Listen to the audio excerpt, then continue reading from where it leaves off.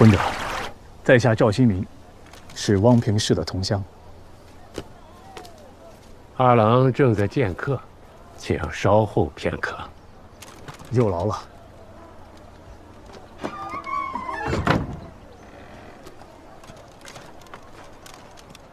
看足下的样子，也是来找汪平氏举荐的。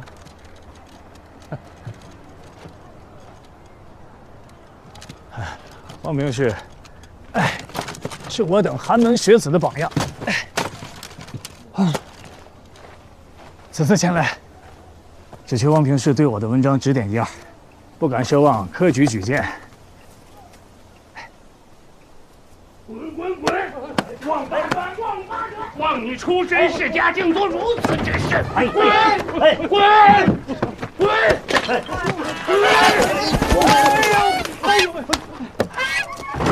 不就是个芝麻粒大小的大理寺平氏吗？阿郎，说什么？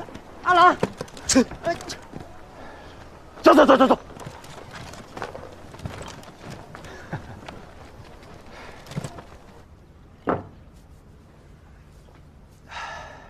茶叶喝完了，还未曾去买。这是学生从家乡带的茶叶，请老师品鉴。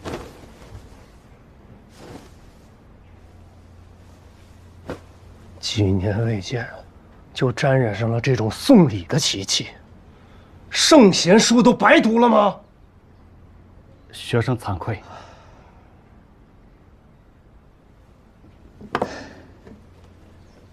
先生文章一流，生活却如此简朴，令学生感佩之至。如今日来何事啊？学生自上回落榜后发奋苦读，今有策问3篇，请先生指正。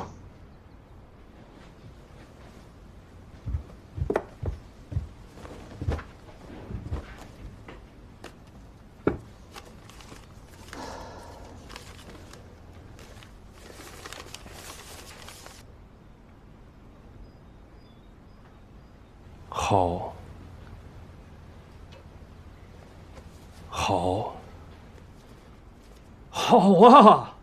文以述志，尤其引证的“治世仁人，无求生以害人，有杀身以成仁”这句，成仁重义，立意高远呀！老师谬赞了。先生，您看看这个。是。刚才老师说的话没听进去吗？死无不同。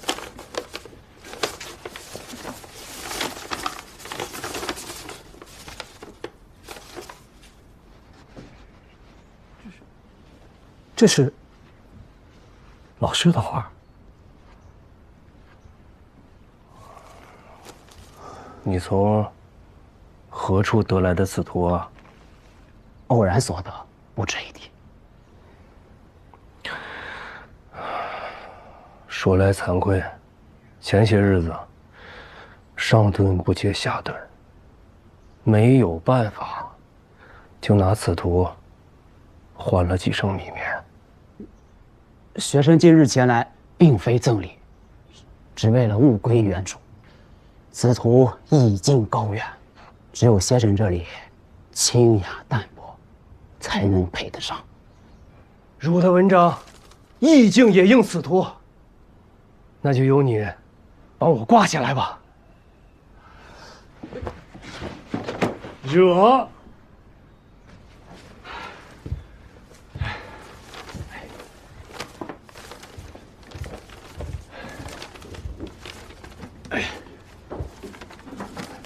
赵兄，踩我！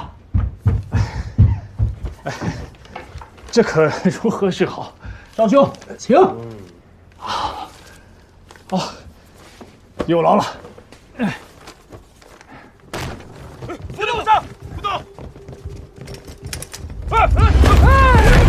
别动！无地不杀！无地不杀！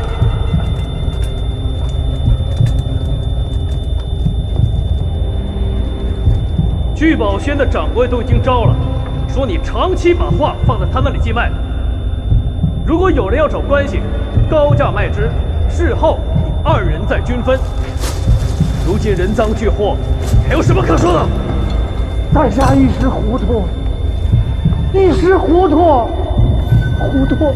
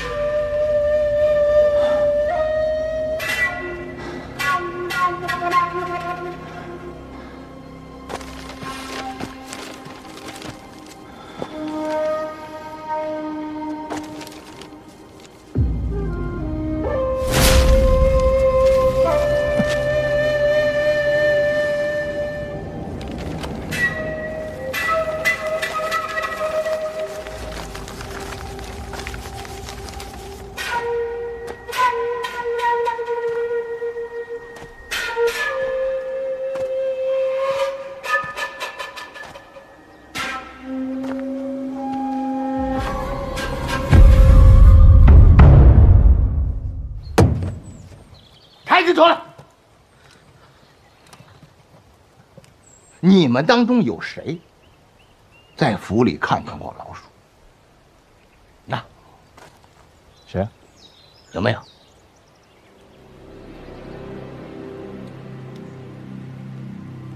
老赵，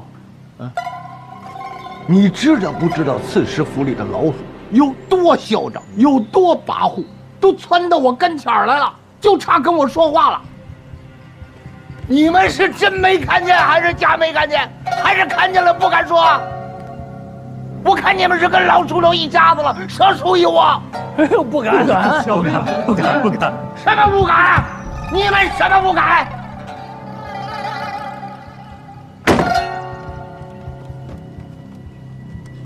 我告诉你，查这件事儿并不难。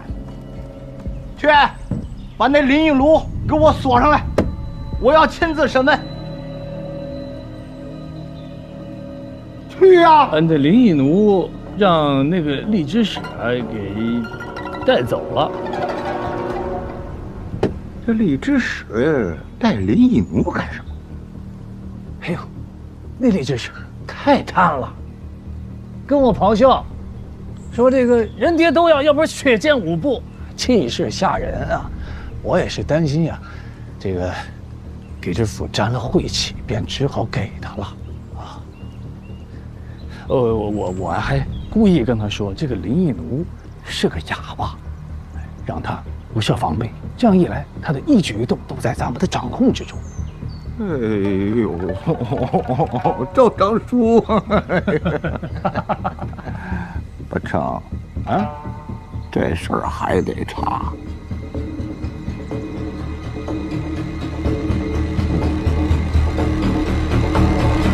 刺史，将阿米塔前来探望。阿弥塔，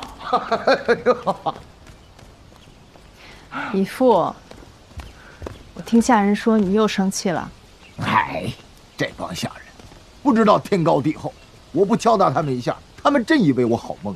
你不要老生气，对身体不好。我知道，我知道。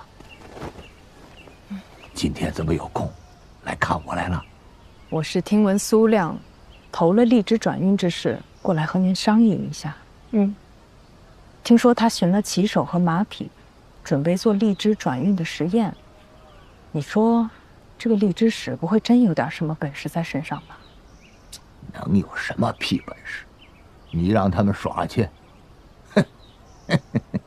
苏亮最喜投机，喜欢以小博大。他要不是算准了此事有利可图，他不会投钱的。这荔枝转运如果真是商机，我绝对不能让他抢了先啊！他正好想借此翻身，威胁我在商会的位置，我必须压他一头。荔枝我要投。阿米塔，荔枝这个事情，你不要碰，我是不可能让这个荔枝进到长安去。为何？你想啊，如果这新鲜的荔枝，倘若真的进了长安，圣人吃了以后，觉得不错，自然会问以前没什么不孕，到那个时候我如何作答呀？还有，岭南这个地方，自古以来就是流放罢黜之地，鸟都不在这儿拉屎。也正因为此，我才可以在这里当个土皇上，逍遥自在。可若这荔枝真的进了长安，那可就不一样了。咱们岭南就会变成一块肥肉，那这个地方就热闹了呀。这次往来的，可都是长安的大人物。我在这儿，充其量就是个馋嘴鸡，偷吃几粒米，而长安来的人，个个都是饕餮。到时候他们不但会抢咱们的米，而且会生吞活剥了咱们。到那个时候，这个岭南呐，就不是你我容身之所，而是葬身之地呀。还是义父想的深远。我光想着抢占商机，没想到这商机背后暗藏杀机。这苏亮未必想不到此啊。他是想打通去长安的商路，胃口还真不小啊。是啊，你觉得他有这个本事吗？荔枝转运耗费特别的大，凭他一个人的能力，他担得下来。还有，米特，你记住我说的话，在这个世界上，做成一件事儿，千难万难，要毁一件事儿。你想想，这李善德要是没有马，会怎么样啊？我知道了。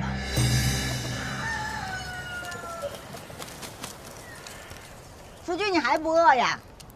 哎，没胃口。要不你喝点糖水？哎，你吃吧。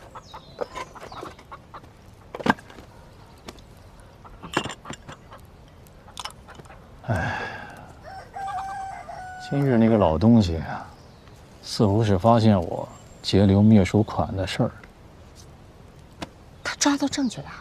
哼，幸好我未雨绸缪，早早把林一奴支出去了，给他来了个釜底抽薪，哎，让他追查不下去。还是夫君聪明，那老东西斗不过你。不人之言。他藏得深着呢，要不怎么当上刺史的？哎呀，他吧，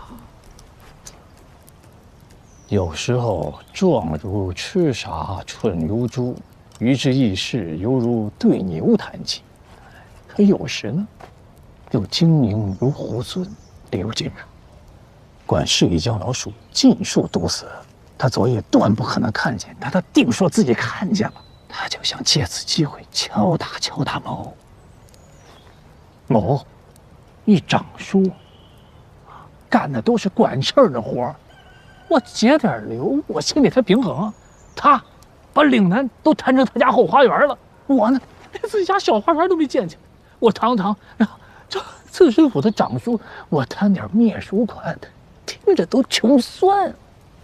就算他对夫君起了怀疑，他也不敢拿夫君怎么样。若是离了夫君的辅佐，他连个效忠信都写不出。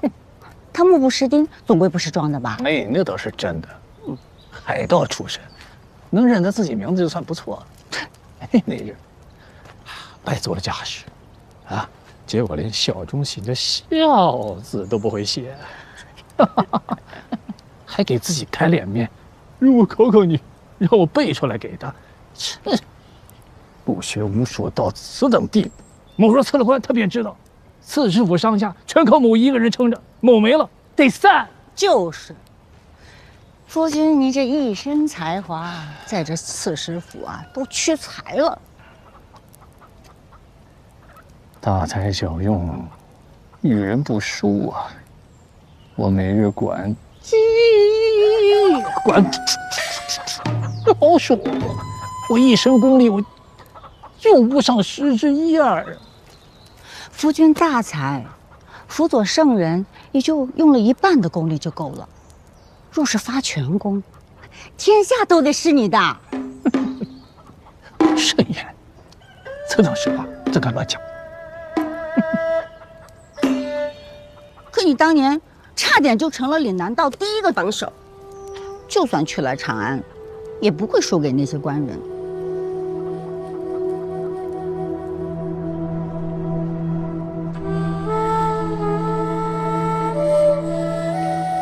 当初若不是我阿爷阻止你去长安，你必然早就功成名就了。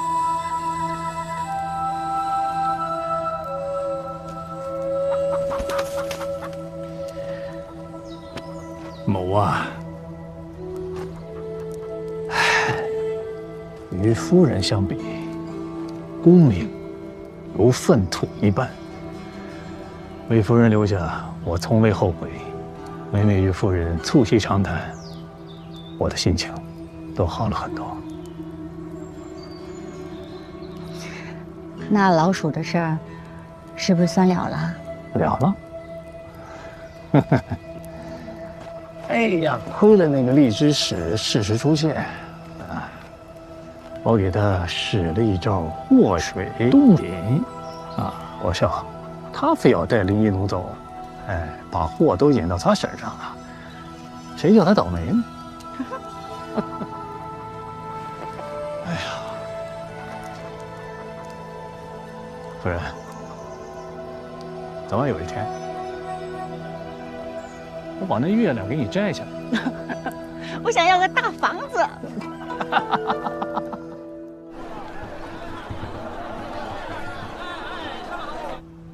这些年，阿米塔以湖商商会行首的身份帮何有光运作生意，手中定是握有不少何有光贪污的罪证。我们接下来要做的就是离间阿米塔和何有光的关系。齐金楼大火之后，何有光是最大获利者，利大者宜。如果真的和我们猜测的一样，海虎的死跟何有光有关，那阿米塔他这些年来感恩戴德的义父是自己的杀父仇人，定会跟何有光决裂。我们便可以策反阿米塔，得到何有光全部的罪证。我可以接近他，但是我需要一个说辞。我跟何有光说过，我是来云游四海，不插手他的事务。这怎么能让他不怀疑我呢？一个男人接近一个女人，或许不需要什么说辞。窈窕淑女，君子好逑。男女之事，只是逢场作戏罢了。在长安酒宴上，这种伎俩你应该也见多了，该是你大展身手的时候了。不是，我是怕阿米塔到最后沦陷得太深。真的，你别笑，我落下一个负心汉的罪名也没关系，我只是觉得对他不公平。那你是小看阿米塔了。你是小看我了。是，我承认你魅力很足，也够聪明，遇事也懂变通。可阿米塔这姑娘心思缜密，手段毒辣，不会轻易将真心交给别人。我觉得这件事你正合适。只是逢场作戏的功夫已经荒废了些日子，我担心。怎么？你如此推脱，难不成在岭南有了心上人，不便行事？我接了。这几日何有光会在城西的马场，听说阿米塔也会在那里帮忙挑选骏马，你大可以趁此机会与他结识。好鞋，好鞋，马鞋，好鞋，马鞋。哎，您来一双草鞋，多少钱？1个铜板。1个铜板。来，狗。这鞋呀，好穿又舒适。给我买的。赶紧的。哎，合适你就试试。合适合适。谢谢七郎。1文钱。1个铜板。生意好不好，老板？哎，还行还行。嘿。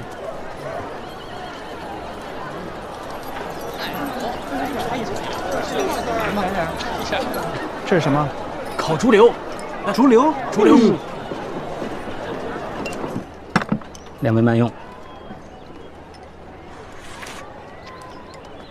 这些天我的心情，就像这岭南的山一样，起起伏伏，一会儿都不得清闲，当初马桂云被烧死了，我还恨老天爷，让自己陷入这乱局当中。现在还好，冥冥当中让我一步一步接近真相。我现在只有一个想法，替我阿爷报仇。老阿翁的仇当报，可这仇压在七郎心上，让七郎失去了往日的风流潇洒，我搞得心疼。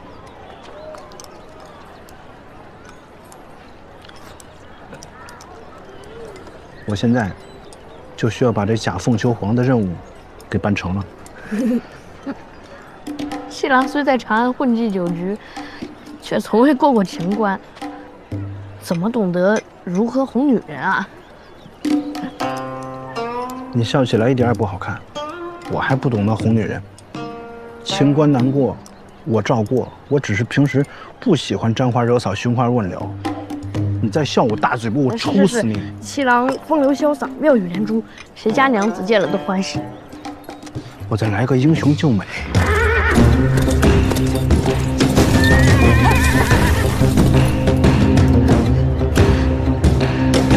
他是不是得迷得神魂颠倒的？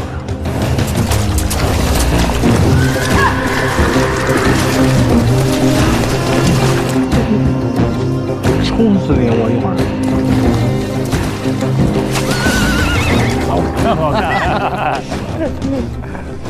我跟你说，老郑啊，这整个岭南呀，骑马最好的是阿密特，挑马最好的也是阿密特。我有时候就在想这李善德呀，你说他到哪儿去找马去？我都替他着急呀！我都想好了啊，到时候啊，我送他个背篓，我语重心长的跟他说：“李大使啊。”要不然你就背着荔枝回你老家长安吧，累死他！想找马没有，只能找到驴啊！哎呀，他真是欺负咱们傻呀！啊，嘿，什么叫大智若愚？大智慧就是大傻，真智慧就是真傻。哦，看着越傻，越智慧。你就说我这智慧，他们谁看得懂？哎，别人看不穿，只有某心里最清楚。哎，都在脑子里。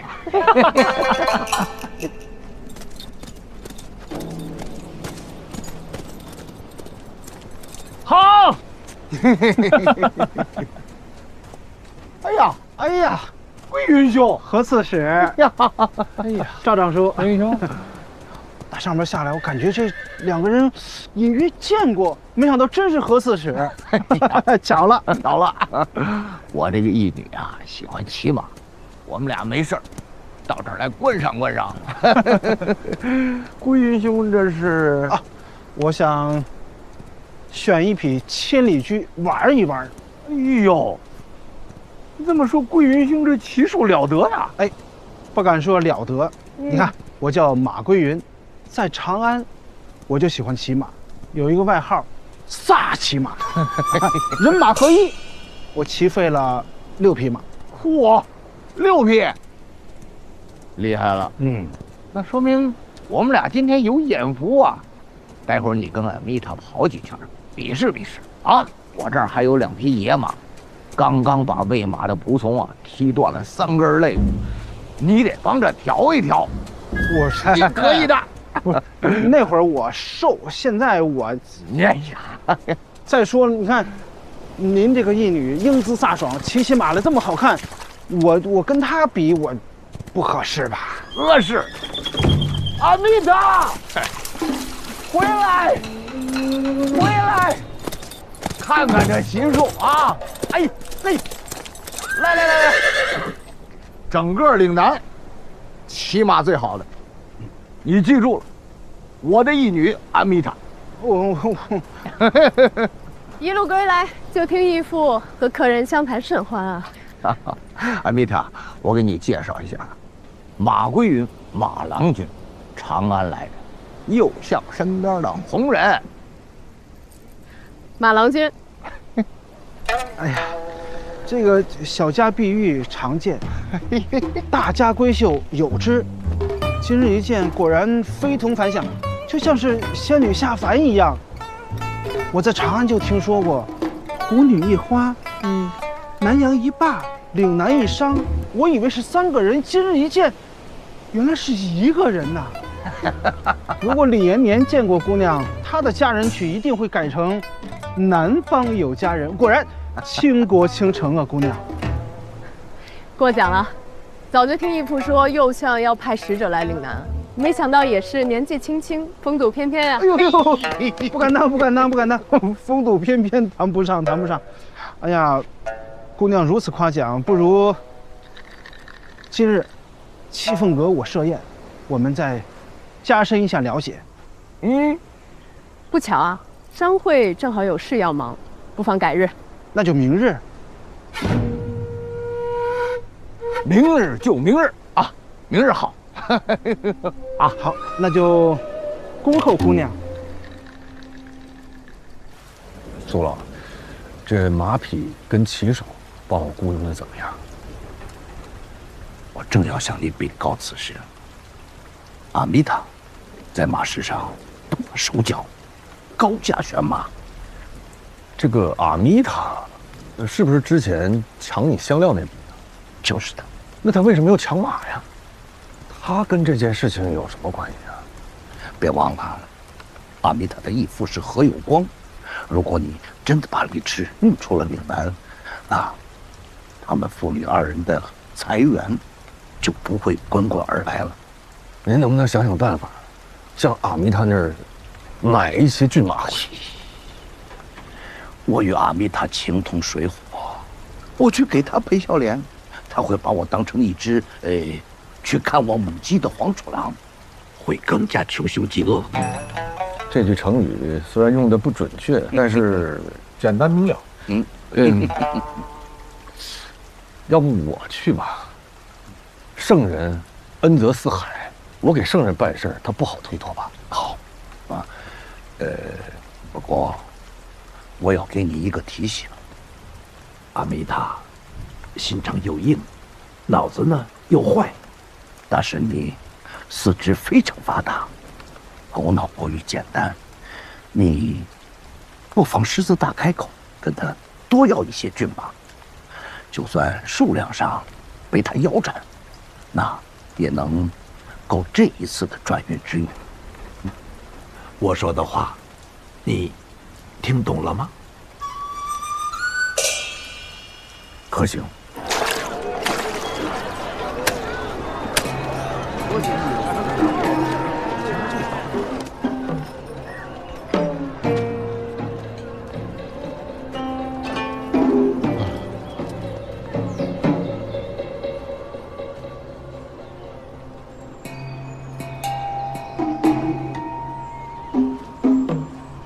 几家咬死一个价格，别家商团不可能扛得住。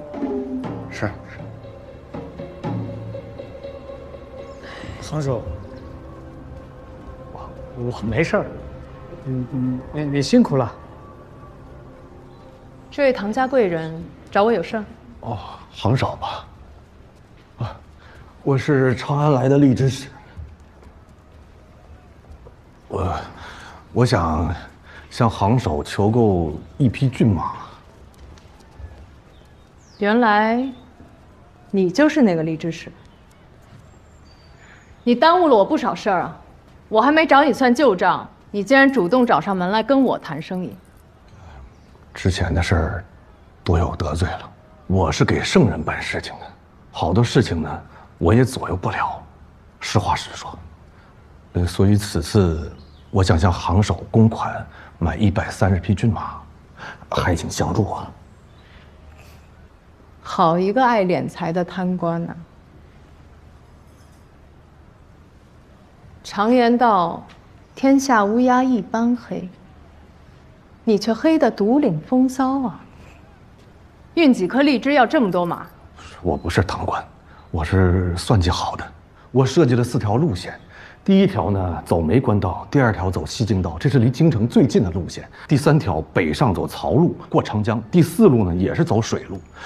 每一条路线呢都得设计15个转换点儿，那4条路线就需要60个换乘点了。每个转换点呢都需要马匹、船只跟骑手，所以我需要130匹骏马呀。即便是这样，算上折损，100匹马也够了。你为何张嘴要130匹？这不也算上还价的折损了吗？你这人倒是实在啊！我确实为商会采买了一匹骏马，不过这些马都已经上路运货了，近期回不来岭南，所以这个忙我是爱莫能助了。那也不能所有的骏马都在路上吧？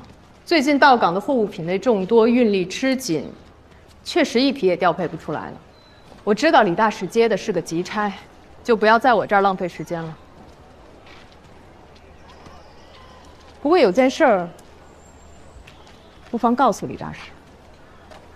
那荔枝园，我可以不收，但荔枝园欠的债，不能不还。我们胡人向来讲究有恩必报，有债必偿。这苑尾花开时借的钱，若是在花谢之前没还上，就可以剁了他的手。这岭南气候炎热，这些鸢尾长得不太好，怕是活不了几日了。杭州啊，这些荔枝园里的动人呢，这为我运荔枝还得出力，我能不能替他们讨个饶啊？没这么简单。我身为行首，自然要为胡商的利益着想。那就算我饶了他们，其他主事也不会答应。我可以做保人，6月之后他们一定会把钱还上，这行吗？你自己能不能活到6月，怕是都不知道吧？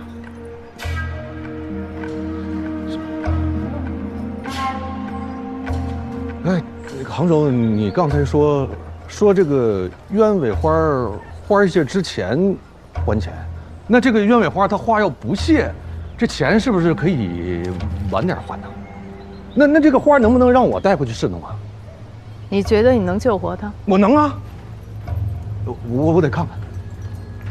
这花花草草啊，放到我手里边，它不能遭罪。我带回去试试。那要是死了呢？那任凭处置啊。那马的事儿能不能勾兑勾兑？我已经答应你一件事儿了，不要得寸进尺。送客。是。李大使，请。花儿我拿走了啊。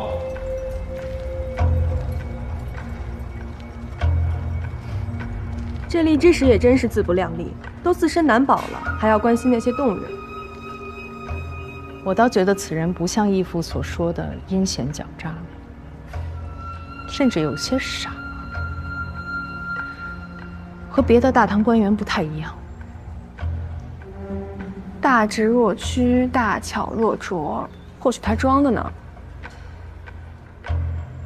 湖上有句谚语：骆驼用来运货，雄鹰用来飞翔。此人像是有点真才实学。若是有人尽心尽力帮他，这事未必不能成。行首这是心动了？不过是一桩生意，不能冲撞了义父的利益。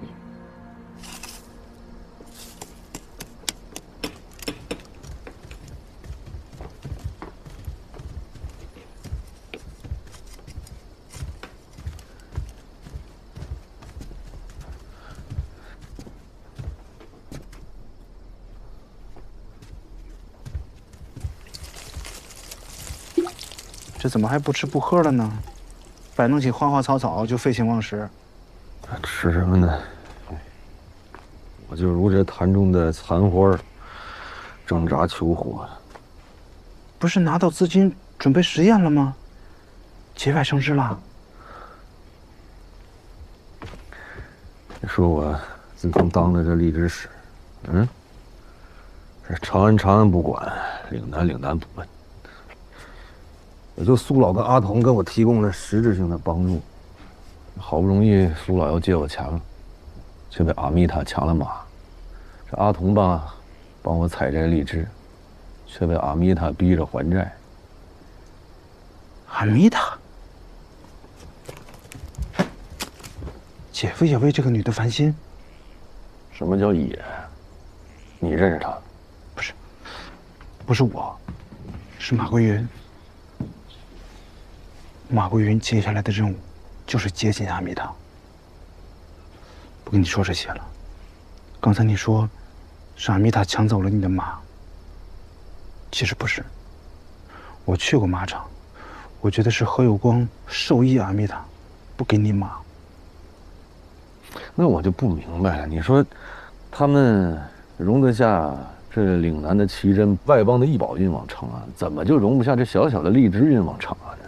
奇珍异宝运到右相的面前，是这父女俩的机会；荔枝运到圣人的面前，是别人的机会。这父女俩在岭南吃惯了独食，不可能跟别人分享。我不懂那些弯弯绕绕，我也不懂人情世故，我就管我的差事。明天我就找何有光要马去。你去了也没用，他随便找个理由就给你打发了。那怎么办？那我没有马，我就做不了试验呢。那我到头来不还是死吗？小什么气？这不还有我呢吗？我是谁？我是马桂云呐。我在这里面一转环，就帮你搞定。哎，你还不信？过2天，我让阿米塔毕恭毕敬、一本正经、规规矩矩，几百匹马摆在你的面前，个个都是良驹。吃饭吧。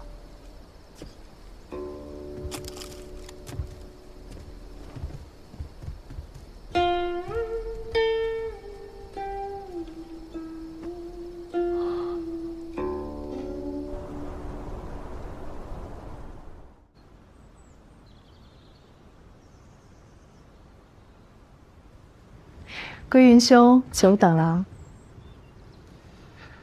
姑娘商会如此繁忙，能跟姑娘再次相叙，是马某的荣幸。等上片刻，又有何妨？姑娘，请。其实平日我不喜应酬的，除了接洽生意的酒席，我从不参加与商会无关的宴席。只是归云兄，你从长安远道而来。我若不亲自前来当面告知，怕你误会了我，不宜怠慢。感谢姑娘诚恳之言。今日我知道了姑娘的脾气秉性，往后也不会贸然相邀。今日相见，并不是想聊一些花前月下，只是想送给姑娘一个礼物。归云兄，不必如此破费。我想送给姑娘的是一个建议。听说那荔枝使正在寻找骏马，而市面上的骏马都被姑娘收入囊中。我的建议是，给他。你今日前来，是想要做那荔枝使的说客？当然不是。我跟那荔枝使虽然都来自长安，但我们的使命不同。我听命于右相，又怎会给一个荔枝使当说客？我只是跟他住在同一间驿站，偶然间发现他正在计算岭南的账目。他就是一个荔枝使，还妄想查岭南的账目，这也太自不量力了吧！姑娘不要小看这个人，这样的人我在长安见多了，平日里人微言轻，手里握着一点小小的权力，便会变成恶权。今日里，他去了码头数了数停靠的商船，又查了近几年岭南上交的税额。他是算科出身，不用怎么计算就会发现其中的问题。一旦被他抓住把柄，我相信姑娘也不想被这样的人攀咬上吧。那样的话只会因小失大。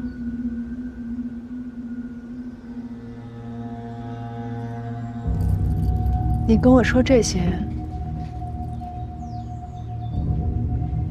是为了帮我？我奉右相之命，来岭南督导，又受你义父热情款待。姑娘也不是外人，我自然不会视而不见。既然姑娘不喜应酬，那我不再叨扰。姑娘来之前，我已经点好了一些吃食。姑娘慢用，告辞。